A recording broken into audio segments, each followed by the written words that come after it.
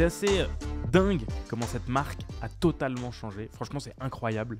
J'ai rencontré Adrien, le cofondateur de Charlie Watch, en 2014. La marque s'appelait comme ça quand il m'a contacté à l'époque. Et il m'avait contacté pour faire un shooting. C'était un shooting photo. On était allé au Louvre et puis il m'avait mis au poignet une petite montre à quartz vraiment très mode, très Daniel Wellington. Il venait de lancer son projet et moi, j'avais à peine 2 ans avec Very Good Lord. Donc c'était un projet qui démarrait, quoi.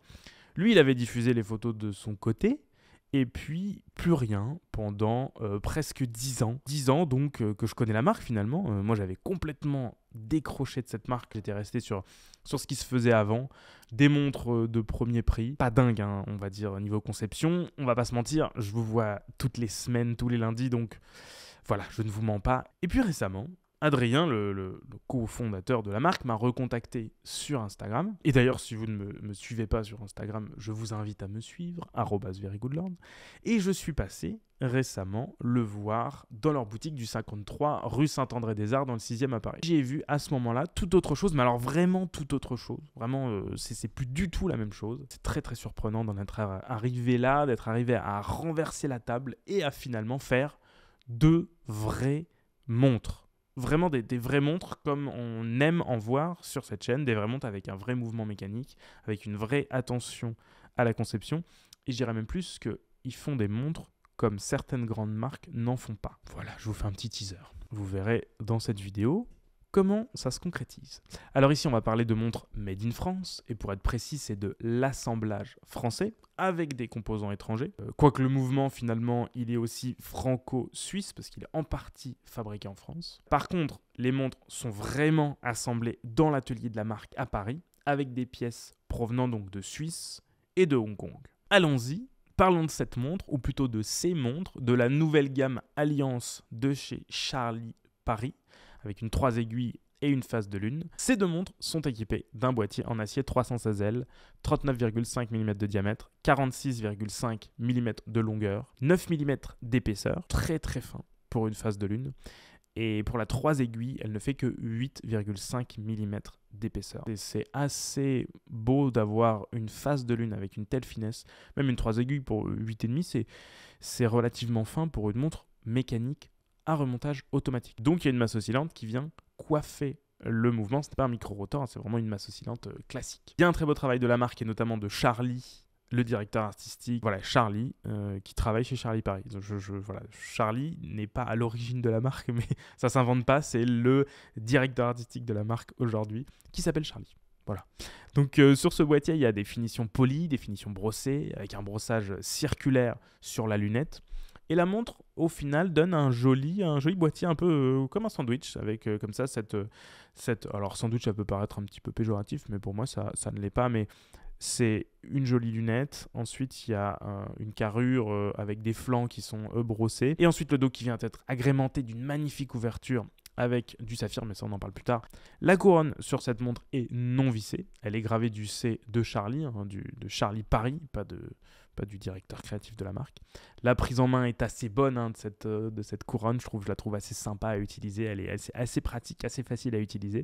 L'étanchéité, elle est de 30 mètres. 3 ATM, soit absolument rien, comme je vous l'ai déjà dit dans une précédente vidéo que vous allez voir ici, que vous pouvez regarder, qui est vraiment intéressante sur l'étanchéité des montres. Ça n'est pas grand-chose. On va dire que ce n'est pas une montre qui est destinée à être portée dans l'eau. La montre est équipée d'un verre saphir bombé sur les 2 faces, donc d'un double dôme, traité anti-reflet. Le tout fait 3 mm d'épaisseur. Le fond, lui, est ajouré, avec un verre saphir bombé double dôme aussi, traité anti-reflet aussi. Et franchement, c'est ce qu'on peut dire sur le boîtier. Ce que vous voyez là est quand même assez intéressant, je trouve, en vidéo et en vrai. Comme je vous dis, ne vous contentez pas des vidéos, passez la montre au poignet. Moi, je trouve vraiment que cette montre rend au poignet et rend en main un sentiment vraiment de qualité, mais de très très belle qualité. Il y a des finitions qui sont vraiment très très belles. Je vais revenir sur certaines finitions, notamment sur le mouvement, sur le traitement du fond de boîte qui, je trouve, est vraiment bien bossé. Les saphirs, on voit que c'est des saphirs qui sont des saphirs domés, bombés. Ça, c'est très difficile à obtenir. C'est des pièces qui coûtent extrêmement cher à une marque. Au global, la version face de lune et la version 3 aiguilles sont un petit peu similaires, même si à la fin, on va voir qu'il y a des changements sur le cadran et sur le mouvement. Mais bon, on peut dire que c'est à peu près similaires sur le reste, sur le boîtier, etc. Voilà, je ne sais pas ce que vous en pensez pour l'instant, ce que la montre vous inspire. N'hésitez pas à liker et à commenter cette vidéo pendant qu'on en parle. Voilà, ce sera toujours un bon petit moment. Et puis à vous abonner à la chaîne. Côté bracelet, c'est un bracelet en cuir, 20 mm de large, 110-80 mm de long. Interchangeable, avec des pompes qui sont des pompes rapides. Ça a toujours été la marque de fabrique un peu de Charlie Paris et Charlie Watch. Voilà, le bracelet n'a rien d'exceptionnel. Donc parlons du cadran désormais, qui est un cadran sablé, avec un réo externe qui affiche un chemin de fer des minutes. Les index sont polis et brossés pour les heures, avec un ajout de Super Luminova sur le 12, le 3, le 6 et le 9. Alors c'est du Super Luminova BL grade A de chez RC Tritech, sachant que du Super Luminova, c'est une matière qui est brevetée. Donc BL pour Blue Line et grade A, puisqu'en fait, il y a plusieurs grades. Le Super Luminova standard jusqu'au Super Luminova X1 et le grade A est exactement au milieu. Super Luminova de grade intermédiaire avec une brillance intermédiaire. Sachant que BL, quand je vous ai dit Blue Line, c'est parce que le Super Luminova va briller bleu, tout simplement. Pour la phase de lune, il y a bien entendu l'indicateur de phase de lune, merci Arnaud, à 9h, mais il y a aussi un compteur pour la petite seconde à 6h. Ils ont fait le choix de mettre la petite seconde comme ça à 6h, de l'isoler. C'est certainement pris en compte par le mouvement, parce qu'en fait, il faut aussi comprendre que ces marques-là, comme la plupart des marques d'ailleurs, utilisent des mouvements qu'ils achètent à des sociétés tierces. Ici, donc je vais vous expliquer un petit peu plus loin d'où viennent ces mouvements. Mais ces mouvements, ils ont un agencement, donc vous n'allez pas pouvoir mettre la seconde n'importe où. Si la seconde est en petite seconde et que la phase de lune est à 9h, et bien vous n'allez pas pouvoir mettre la phase de lune à 3h et la seconde ailleurs. Donc là, ils ont certainement acheté un mouvement de ce type. La manière dont on choisit son mouvement va dépendre finalement de l'allure de la montre, et ça, on l'oublie assez souvent. Donc il y a ce compteur de la petite seconde à 6h avec un marqueur en croix, il y a un ajourage cerclé avec une loupe pour la date à 3h. Moi, je trouve que l'affichage de cette fameuse petite loupe, elle est vraiment très originale, parce que c'est assez rare de voir un disque de date comme ça avec une loupe qui n'est pas sur le verre, mais qui est à l'intérieur de la montre. La loupe, en fait, elle est sur le mouvement, je crois qu'elle se met sur le mouvement, ou alors sur le cadran finalement. Ça, c'est intéressant, ça donne un effet de profondeur. On voit que le disque dateur, lui, il est très profond, donc il a fallu avoir cette loupe pour pouvoir bien voir et bien faire ressortir le disque dateur. C'est vachement intéressant la manière dont ils l'ont traité. C'est quelque chose qu'on voit très rarement, que je n'ai pas vraiment vu ailleurs. Sur la version 3 aiguilles, on a moins de détails, forcément. On a heure, minute, seconde avec un guichet dateur à 6 heures qui lui est cerclé, chromé, facetté. Il est assez important en termes de taille. Il ne se fait vraiment pas oublier, ce guichet dateur. Mais je le trouve assez joli. Alors peut-être que moi, je l'aurais traité différemment, peut-être un peu plus discret. C'est vraiment un parti pris de la part de la marque, qui aime bien afficher les choses en grand. On peut le voir notamment avec la lecture qu'il y a sur le cadran. On voit qu'il y a Charlie Paris, on voit qu'il y a le... Alors je sais pas c'est quel type d'animal volant c'est peut-être une oie ou un canard ou quelque chose comme ça, mais enfin, en tout cas un animal volant d'ailleurs, je ne l'aurais même pas demandé. Les aiguilles des heures et des minutes en forme de glaive sont facettées, avec une finition à la fois polie et brossée. Il y a du volume, ce volume il est fait clairement pour capter la lumière, ça se voit, clairement pour capter à la fois les reflets de la lumière le jour et puis aussi pour briller la nuit, puisqu'ils ont mis du Super Luminova sur ces aiguilles, alors que les trotteuses, on voit qu'elles sont plus discrètes, elles sont plus simples, elles sont plus fines, elles sont plus polies. C'est des aiguilles qui ont été traitées beaucoup plus sobrement, et ça sur les deux montres, que ce soit sur la phase de lune ou sur la version 3 aiguilles.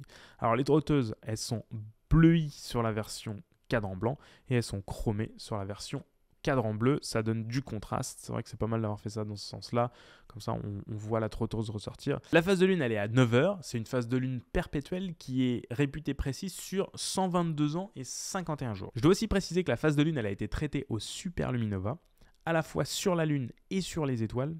Ce que je trouve assez intéressant, d'ailleurs c'est assez rare d'avoir comme ça une phase de Lune traitée de cette manière au Super Luminova. Donc la phase de Lune va pouvoir briller dans le noir. Bon, ça n'a pas vraiment d'intérêt, ça va surtout être très mignon. Je dois aussi préciser que les deux montres sont proposées en deux cadrans, cadran blanc et cadran bleu. Donc voilà, j'ai pas les 4 montres sous les yeux, mais en tout cas, vous pouvez voir sur le site, elles sont toutes en cadran blanc et cadran bleu. Alors côté mouvement, c'est un mouvement mécanique à remontage automatique pour les deux montres. Mais bien entendu, ce n'est pas le même mouvement. Alors la phase de lune, c'est un calibre franco-suisse. C'est le C505 de chez Soprod, qui est dit franco-suisse parce qu'en fait, il y a une partie de ce calibre qui va être passée en France. Alors, il y a une partie d'usinage des ponts, d'usinage des platines, d'usinage de la masse. Alors, la masse va être de manière assez brute usinée en France. Et en dernier, il y a aussi l'empierrage qui va être fait, donc les rubis, vous voyez ça, qui vont être installés dans le Jura à la main. Et donc, ces 33 rubis sont installés en France. Donc, il y a quand même une petite partie de ce mouvement qui est fabriqué en France. Ce mouvement, il va battre à 28 800 alternances par heure. Cette montre, donc, dispose d'une réserve de marche de 42 heures et elle a une précision de -0 plus 14 secondes par jour. Je discutais avec la marque, ça me semblait un petit peu bizarre ce -0 plus 14 et il me disait qu'en fait, c'était une manière de dire -7 plus 7. Donc bon, au final, le COSC, c'est -4 plus 6. On est quand même très très très proche des recommandations du COSC. Donc c'est relativement précis pour ce type de mouvement franchement et pour ce type de prix dont je vous parle à la fin. Côté finition, on a des vis bleuies, des côtes de Genève, des parties rodiées, une masse oscillante ajourée. Et si vous regardez sur le dos, il y a même cette petite pièce métallique circulaire qui sert à emboîter le mouvement, qui est vraiment bien traité. C'est ce qu'on appelle un cercle d'emboîtage. Et donc cette petite pièce, elle est brossée, il y a des vis bleuies et ça permet d'apprécier derrière le mouvement au dos avec ce saphir qui est vraiment gigantesque et qui met vraiment bien en valeur le mouvement. C'est vraiment magnifique. Pour la 3 aiguilles, c'est aussi un mouvement mécanique à remontage automatique qui lui par contre vient 100% de Suisse. C'est un G100 de la manufacture Lajoux-Perret, heure, minute, seconde, date, 24 rubis, 28 800 alternances par heure, une réserve de marche de 68 heures, donc une bonne réserve de marche bien généreuse. Et la même tolérance de -0 plus 14, donc bon, on va être à -7 plus 7 disons. On a des vis bleuies, des décorations côte de Genève, finition paladier, une masse oscillante ajourée. C'est vraiment un beau mouvement et je trouve que ça change de ces mouvements ETA ou Sellita. Ça fait un peu du bien de voir d'autres mouvements que toujours les mêmes types de mouvements. Ça donne un peu de fraîcheur, je trouve. Mais alors combien ça coûte? Parce que je vous parle du prix depuis tout à l'heure. Sachant qu'il y a 100 exemplaires de chaque, que la précommande est déjà lancée, hein, elle est déjà en ligne, et que les montres seront livrées en juillet, ce que je trouve assez rapide d'ailleurs, parce que commander maintenant, livrer en juillet, ça va quand même. Je pense que les montres ont déjà été produites, sont déjà en cours de production, parce que pour qu'il y ait une livraison en juillet, c'est assez court. Eh bien, le prix est de 1895 € pour la face de lune et de 1345 € pour la 3 aiguilles. Alors, si je voulais mon avis sur cette montre, pour moi, en termes de spécifications techniques de cette montre, il y a tout qui va. Franchement, c'est vraiment une montre très bien fabriquée. Je trouve qu'on n'a pas une montre au rabais du tout. C'est vraiment une montre où il y a des spécifications qui sont vraiment excellentes. Après, en termes de style, chacun se fait son avis. Moi, je trouve que le logo est un petit peu gros. Ça, je l'ai dit à Adrien, voilà, c'est mon avis, mais bon, voilà, encore une fois, ça reste l'avis de quelqu'un. Certains aiment avoir ça, d'autres pas, voilà. Mais en tout cas, la montre au poignet est vraiment très jolie. On se retrouve avec une montre qui est vraiment très agréable à regarder, très agréable à porter. Vraiment, c'est une montre qui m'a surpris, et surtout, ce qui m'a surpris, c'est la manière dont Charlie Paris s'est retourné, quoi. Enfin, je veux dire, ils ont réussi à prendre le pli de devenir une vraie bonne marque horlogère. Je leur tire mon chapeau parce que c'est quand même une sacrée évolution et il fallait pouvoir le faire. Donc bravo à toute l'équipe de Charlie Paris, bravo à Charlie qui travaille pour le coup chez Charlie Paris et pour ce dessin. Vraiment, il y a une bonne culture horlogère, je trouve. C'est vraiment bien taffé. Voilà, n'hésitez pas à vous abonner à cette chaîne, à liker et surtout à me rejoindre sur Instagram où je partage tous les jours des petites informations horlogères et autres. Je poste aussi pas mal de trucs sur TikTok désormais où je mets des vidéos de montres. Vraiment, il y a beaucoup de vidéos. Enfin, il va y avoir beaucoup de vidéos de montres. Je vais vous poster absolument tout ce que je vais avoir entre les mains. Ça a déjà commencé et je vais tout mettre. Donc, n'hésitez pas à me rejoindre. Very Good Lord aussi. Very Good Lord partout. En tout cas, on se retrouve la semaine prochaine pour une nouvelle vidéo. Et d'ici là, prenez soin de vous.